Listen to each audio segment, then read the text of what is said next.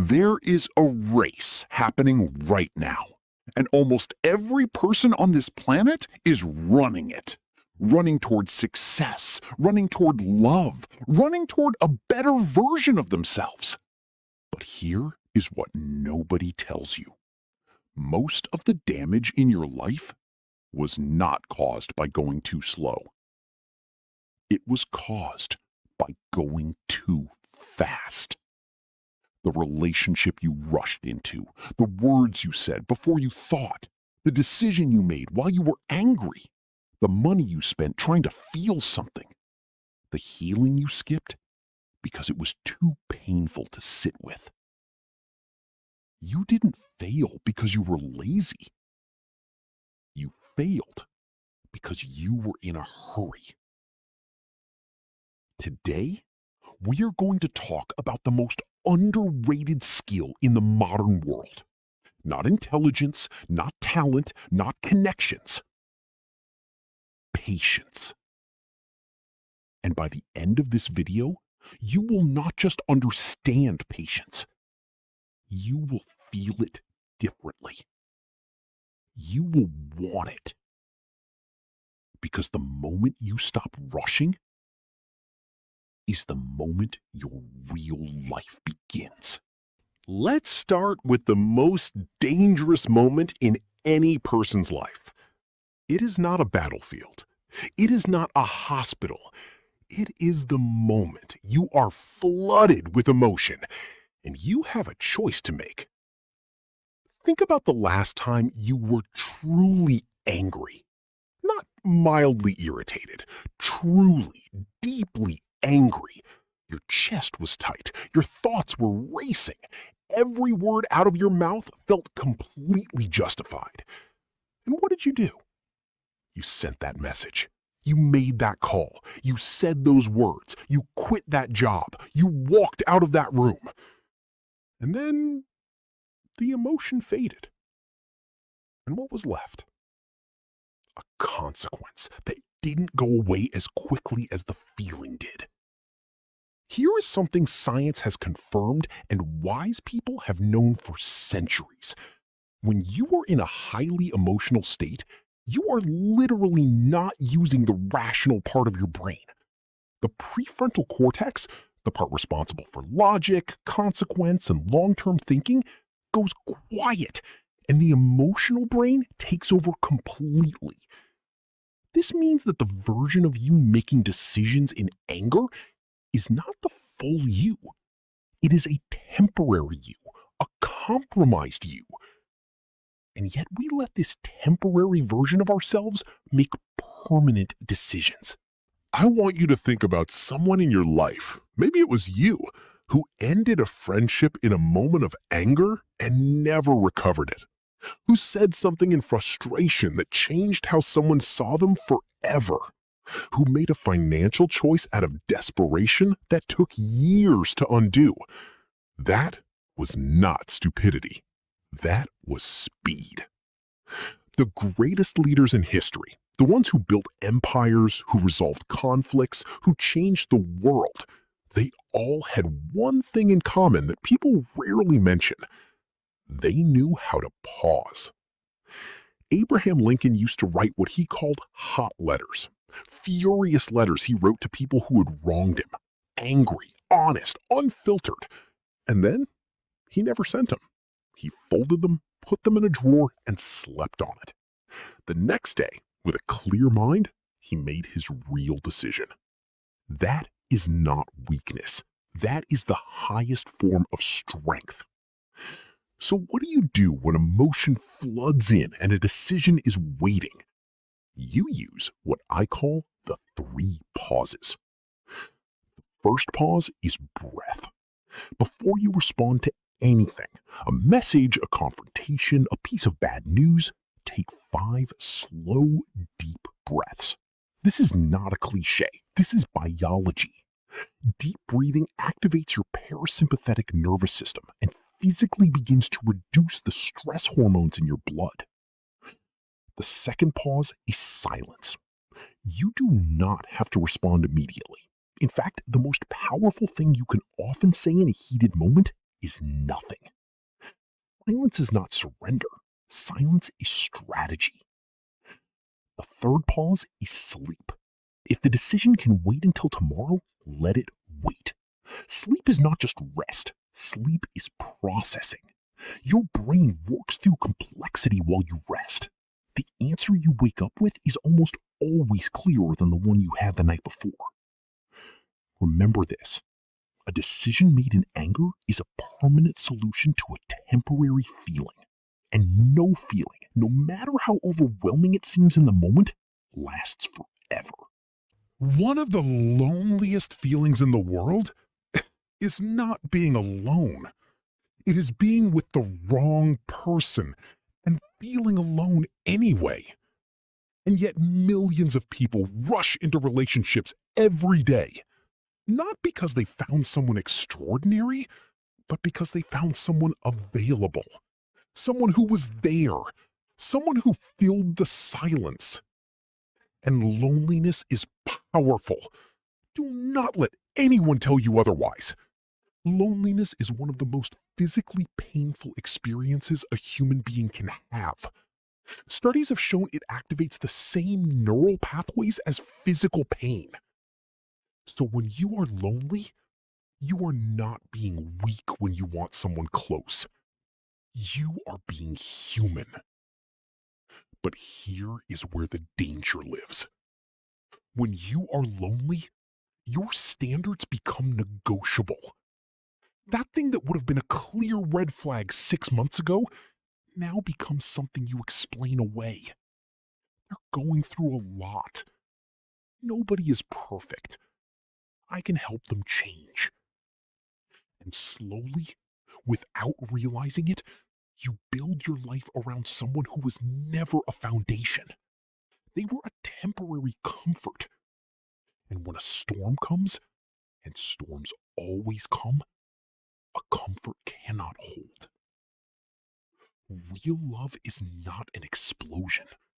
Real love is a slow fire. It builds quietly. It warms everything around it, and it lasts. Think about the relationships you admire most. Not the ones that looked exciting on the outside, the ones that actually lasted. The couples who still look at each other with something gentle and real after years. The friendships where you can call at 3 in the morning and there is no hesitation. Those were not built overnight. They were built in ordinary moments, in conversations that went nowhere important, in disagreements that were survived, in silence that was comfortable, in time, real, generous, unhurried time. You cannot shortcut that process. And if you try, what you build will look like a relationship, but it will not have the bones of one. Here is what rushing a relationship actually does. It skips the season where you see someone's patterns, how they behave when they are stressed, how they treat people who cannot do anything for them, what they do when they are wrong, whether they apologize, whether they listen, whether they grow. These things take time to reveal themselves. And if you rush past that season because the beginning felt so good, you will build everything on a version of a person that was never complete. There is also an enormous pressure, especially today, from social media, from family, from that quiet voice inside that says, "Why not you? Why is everyone else moving forward?" And that pressure makes people accept less than they deserve, makes people stay in situations that are slowly shrinking them, makes people call loneliness a relationship and hope that time will fix what honesty should. Here is what I want you to take from this lesson. Slow down. Not because love is not worth pursuing, but because real love is worth protecting. If it is real, it will still be real in 3 months, in 6 months, after a difficult conversation, after a bad day, after you've seen each other at your worst. The right person will not disappear because you took your time. And if they do, that was your answer. At some point in your life, you have looked at someone your age or younger and felt something uncomfortable move through you. They got the promotion. They started the business. They are living the life you imagined for yourself. And you are still here. That feeling has a name. We call it comparison. And it is one of the most effective destroyers of good careers that has ever existed. Because comparison does not make you work harder. Comparison makes you panic. And panic makes you move before you are ready. You take a job that pays more but costs you something you cannot name yet. You start a business before you have the foundation because someone else's success made you feel like time was running out. You leave a path that was actually working because it felt too slow compared to what you were seeing online. And 3 years later, you are not further ahead.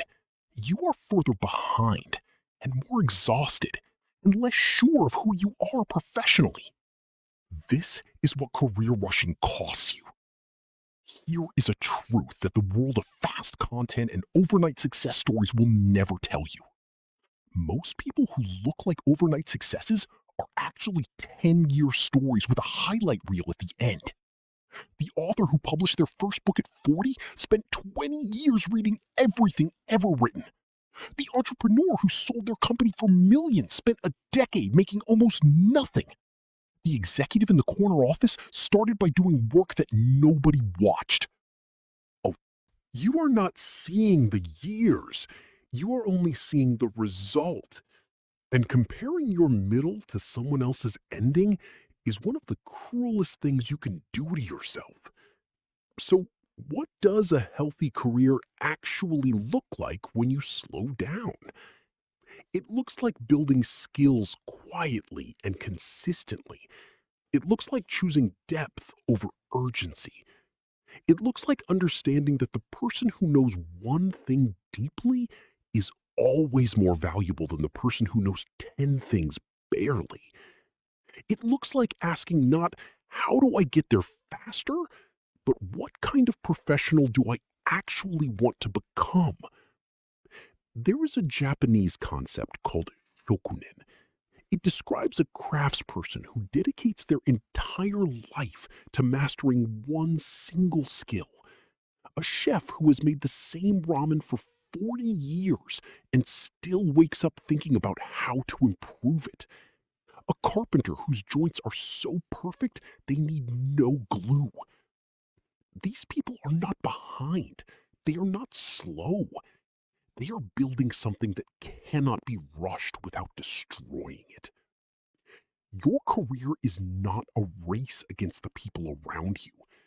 It is a conversation between who you are now and who you are capable of becoming. And that conversation takes time. Take the time.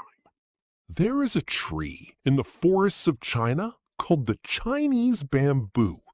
When you plant it, nothing visible happens for 4 years. You water it, you care for it, you fertilize the soil, and nothing grows. Nothing you can see. And then, in the 5th year, the bamboo grows 90 feet in 6 weeks. Was it growing during those 4 years? Absolutely. It was building a root system so deep and so strong that when the growth finally came, nothing could stop it. That is not a metaphor. That is a law. Anything that grows quickly without roots falls just as quickly. We live in an era obsessed with shortcuts. 3 steps to success. How I made $1 million in 6 months. Passive income while you sleep. And these stories are everywhere because they are what people want to believe. But here's what those stories never show you: the failed attempts before the shortcut, the support systems behind the scenes, the luck that cannot be replicated. And most importantly, The people who tried the exact same shortcut and lost everything. Real success is deeply, stubbornly unsexy. It is waking up when you do not feel like it, doing the work when nobody is watching, saying no to the distraction that feels good now but costs you later, choosing the 2-hour study session over the 2-hour scroll, day after day after day after day. And here is what happens when you do that, and only when you do that, the results begin to compound. Compound interest is the most powerful force in any area of life. 1% better every day sounds like nothing, but 1% better every day for a year makes you 37 times better than you were at the start. 37 times. Not because of a shortcut, not because of luck, because of quiet, daily, unsexy consistency. Success is not an event. Success is a direction. And the people who arrive at something real are not the ones who ran the fastest. They are the ones who kept walking when everyone else sat down. If you have ever been truly hurt, and I mean the kind of hurt that changes the shape of your days, then you know what it feels like to want it to be over. You want to wake up one morning and feel normal again. You want the weight in your chest to lift. You want to stop replaying the moment. You want to stop missing something that hurt you. And because we cannot tolerate that pain for long, we do something very human. We rush. We find someone new before we have processed the last person. We stay busy so we never have to sit with the silence. We tell everyone and ourselves that we are fine. We perform healed while still bleeding. And it works for a while. The distraction is real. The temporary relief is real. But what you have not processed does not disappear. It waits. Unhealed pain does not go away because you ignored it. It goes underground. And from underground, it shapes everything. Your reactions, your choices, your ability to trust, your ability to receive love, your ability to give it. The person who snaps at small things is often not angry about small things. The person who cannot commit is often still holding something they never let go of. The person who self sabotages every good thing in their life is often punishing themselves for something they never forgave. Healing is not a luxury, it is maintenance. And it cannot be rushed any more than a broken bone can be rushed. You can put a cast on a broken bone and walk on it too soon. You can do it, but the bone will not heal straight. And years later, it will still ache in the cold. So, what does real healing look like? It looks slow. It looks like sitting with difficult emotions instead of running from them. It looks like talking about the thing you would rather never mention. It looks like allowing yourself to be sad, truly, completely sad, without immediately trying to fix or escape that sadness. It looks like some days going backwards before you go forwards. And it looks like being patient enough with yourself to understand that grief does not follow a schedule, that recovery is not linear, that you can be completely fine for 3 weeks and then hear a song and feel it all again. And that is not failure. That is being human. Give yourself the time you would give someone you love, because you deserve at least that much. Of all the things in your life that you cannot take back, Words may be the most unforgiving. You can rebuild a career. You can repair a financial mistake. You can start a new relationship. You can return to a path you left. But some sentences, once spoken, rewrite the story of how someone sees you, and no apology fully erases them. Think about the sentences in your own life, the ones that were said to you that you still carry. Someone who told you that you were not enough. Someone who said the thing they knew would hurt most because they wanted to hurt you. Someone who, in one careless sentence, dismissed something you had spent years building. You remember those sentences word for word, years later. And somewhere, someone remembers yours. We underestimate the weight of words because they are invisible. They leave no physical mark. And so we speak them without the care we would give to any other permanent action. But words travel. Words stay. Words become part of how people understand themselves. Parents shape entire personalities with sentences they spoke without thinking. Leaders destroy team morale with a single dismissive comment. Friendships that survived years end over a few sentences sent at the wrong moment. The most powerful communicators in the world share one quality that is rarely discussed. They speak less than you expect. And when they speak, you listen. Not because they are performing silence, but because they genuinely understand that words are not free. Every word you choose costs you something: attention, energy, relationship capital, reputation. And the ones who spend words wisely become the ones people trust. Before you respond to something that upset you, wait. Before you send a message written in frustration, reread it in the morning. Before you say the thing you cannot unsay, ask yourself, is this true? Is this necessary? Is this kind? And if not all three, choose silence. Silence is not emptiness. Silence is strength saving itself for something worth saying. There is a modern disease. It has no fever, no physical symptoms.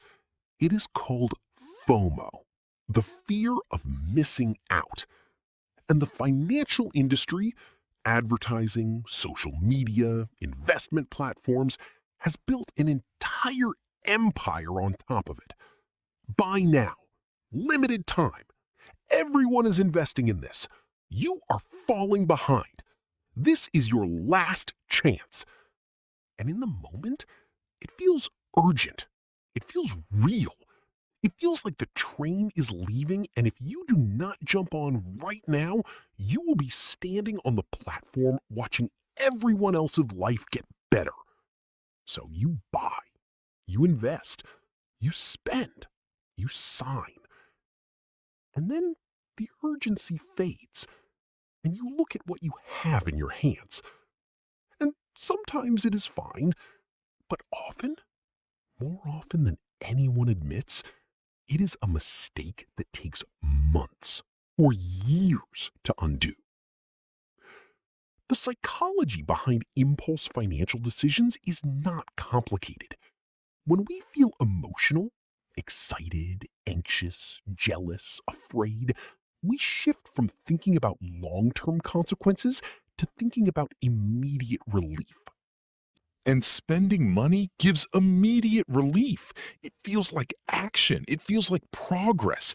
It feels like you are doing something about the gap between where you are and where you want to be. But it is almost never the answer. Every significant financial mistake in history, personal and global, has one common thread. speed. The crash of 2008 was built on financial instruments that moved faster than understanding.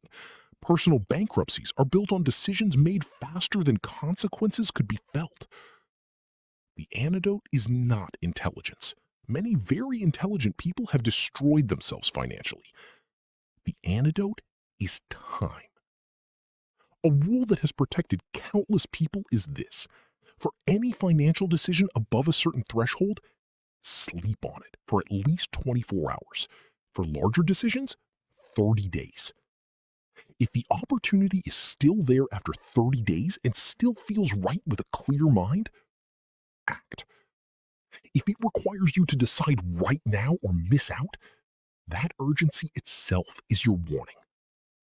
Real opportunities do not evaporate because you took time to think. And real wealth is not built in moments. It is built in decades. Patient money survives. Urgent money disappears. There is a version of self-improvement that looks very productive and achieves almost nothing. It is the person who reads 5 books a month but applies nothing from any of them, who starts a new habit every Monday and abandons it by Thursday, who consumes endless content about becoming better while the actual becoming stays in the same place. We have confused information with transformation. And the reason is speed. Real change is slow. Not because people are lazy, but because the human brain physically requires repetition to rewire itself. Neuroscience tells us that a new habit, a genuinely embedded new neural pathway, takes between 60 and 250 days to form, depending on its complexity. 60 to 250 days. Not 21 days as the popular myth claims. Not the first week of January when motivation is high.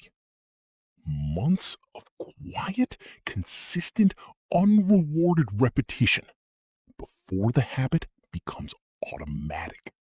This means that almost everyone who tries to change and fails did not actually fail. They just stopped before the change had finished building. Personal growth is not a project with a completion date. It is a daily conversation with who you want to become. And the only way to have that conversation is slowly, honestly, and without rushing toward a version of yourself that takes time to become real. Small things done consistently are not small. Drinking water every morning, writing 1 page every day, moving your body for 20 minutes, choosing one honest conversation over one dishonest silence. These are not impressive habits.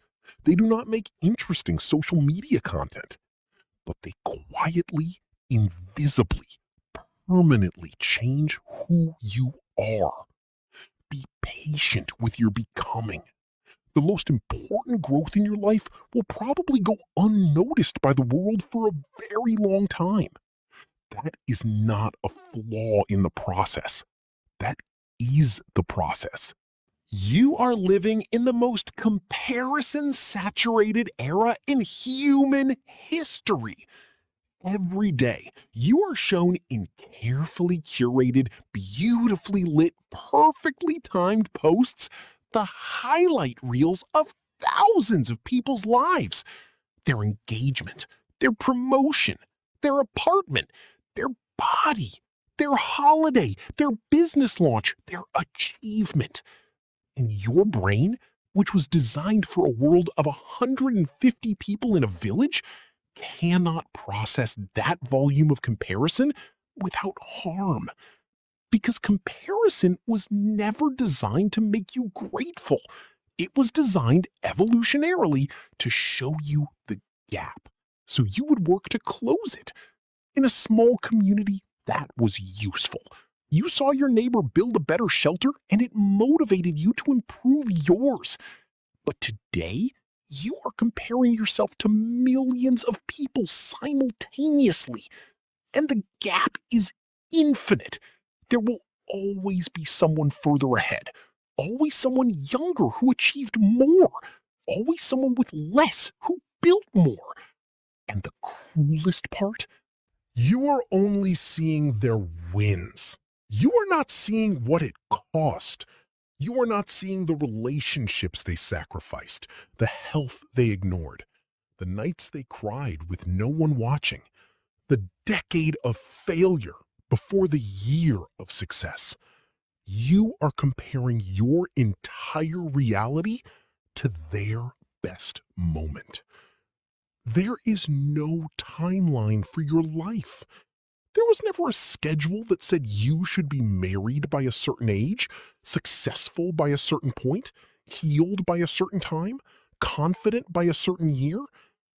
That schedule was invented by society, by family expectations, by marketing, by the quiet, collective anxiety of people who were also comparing themselves to others.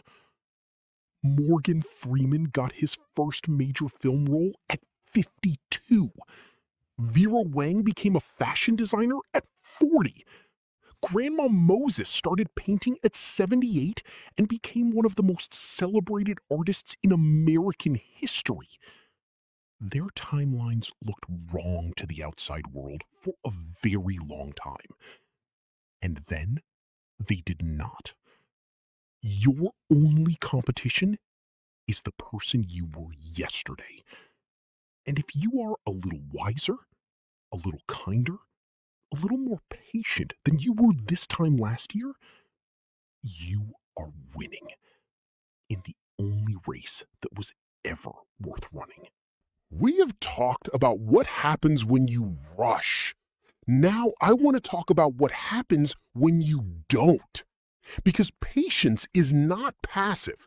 Patience is not waiting on a bench hoping things improve. Patience is not resignation or giving up or accepting less. Patience is the most aggressive form of self-belief that exists. When you are patient, you are saying, I believe the right thing is coming. I believe I am building something real. I believe that my consistency will compound. I believe that I do not need to rush because I trust the process I am in. That is not weakness. That requires enormous courage in a world that mistakes speed for competence and busyness for value. Calm people make better decisions. Study after study in behavioral psychology confirms what wise people have always known. Individuals who can delay gratification, who can sit with discomfort without reacting, who can wait for the right moment rather than taking the first available one, these people build stronger relationships, more resilient careers, better financial lives, and report higher levels of life satisfaction over time. Not because the world was kinder to them, but because they were patient enough to let the good things grow rather than pulling them up before they were ready. Think about water. Water does not fight the rock. Water does not rush at the rock with force and frustration. Water simply continues, slowly, quietly, consistently, without urgency, without doubt. And eventually, the rock does not exist anymore. That is patience. That is what it looks like when applied to your life. Not explosive, not dramatic, but absolutely, completely unstoppable. The most powerful thing you can do in a world that rewards urgency is refuse to be urgent. Take the time with the decision that deserves time. Give the relationship the space it needs to grow or reveal itself. Build the skill quietly, without announcement. Let the healing move at the pace of healing. Choose the long word over the careless one. Sleep on the financial decision. Trust the small habits that nobody is applauding. Walk your own path at your own speed.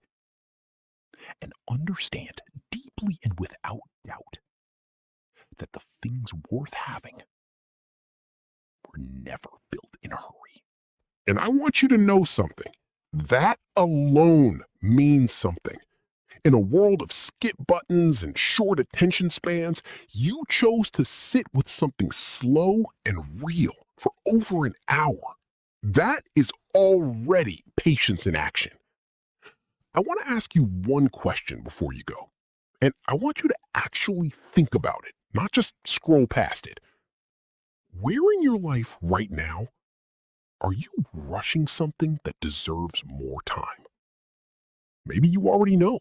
Maybe it came to mind during one of these lessons without you inviting it. Hold that. Do not run from it. Do not rush to fix it or explain it away.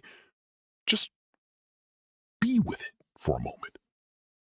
And when you are ready, not before, take one small step towards slowing down in that area. Not 10 steps, not a complete life overhaul.